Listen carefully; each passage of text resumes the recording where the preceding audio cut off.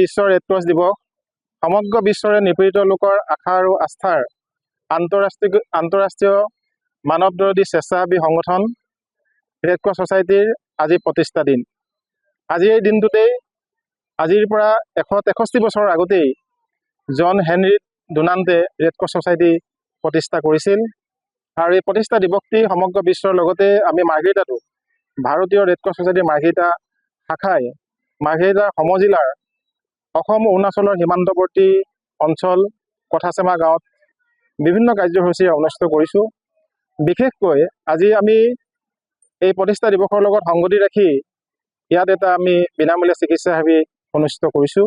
এই চিকিৎসা শিবিৰত চকু, দন্ত ৰোগৰ, শিশু ৰোগ, কৰ্কট ৰোগ, সাধাৰণ ৰোগ, স্ত্ৰী আৰু প্ৰসূতি ৰোগকে আদি কৰি বিভিন্ন ৰোগৰ আমাৰ বিশেষজ্ঞ চিকিৎসকসকলক আমি আমন্ত্ৰণ কৰি আনিছোঁ। তেখেতসকলে এই অঞ্চলৰ ৰাইজক চিকিৎসা প্ৰদান কৰিছে। আৰু পুৱা ভাগতেই আমি পতাকা উত্তোলন কৰিছোঁ। পতাকা উত্তোলন কৰিছে মাৰ্ঘেৰিটা সমজিলাৰ প্ৰশাসনৰ প্ৰতিনিধি হিচাপে আহি ইয়াত সুমন শইকীয়াদেৱে পতাকা উত্তোলন কৰিছে। তাৰপিছতে আমি বন্তি প্ৰজ্বলন হৈছে।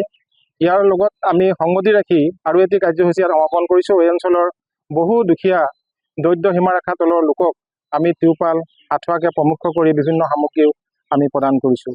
এতিয়ালৈকে প্ৰায় 285 গৰাকী ৰোগীৰ ইতিমধ্যে চিকিৎসা হৈছে আৰু বহু ৰোগী ইতিমধ্যে আহি আছে। আমি ৰাতিলৈকে প্ৰায় ৰাতি হৈ যাব, আমি এই চিকিৎসা শিবিৰ আমি চলাই যাম। আমি ইয়াৰ লগত আমাৰ বিনামূলীয়া চিকিৎসা শিবিৰৰ লগত বিশেষভাৱে সহযোগিতা আগবঢ়াইছে আছাম ৰাইফলছে, বিশেষভাৱে সহযোগিতা আগবঢ়াইছে ভাৰতীয় তেল নিগম, অইল সংমণ্ডলেও বিভিন্ন ধৰণৰ সহযোগিতা আগবঢ়াইছে। তেওঁলোকৰ পৰা চিকিৎসক আহিছে, আৰ্মীসকলৰ চিকিৎসক আহিছে, তেওঁলোকে দৰৱো ঔষধো আমাক প্ৰদান কৰিছে। ইয়াৰ উপৰিও হন্স ফাউণ্ডেশ্যনে আমাক সহযোগিতা আগবঢ়াইছে।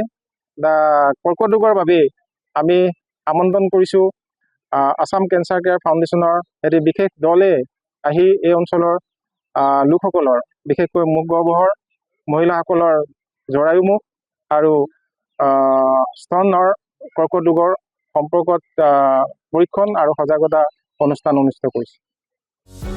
যিকোনো খবৰৰ বাবে যোগাযোগ কৰক আমাৰ এই নম্বৰত 9181 307 221।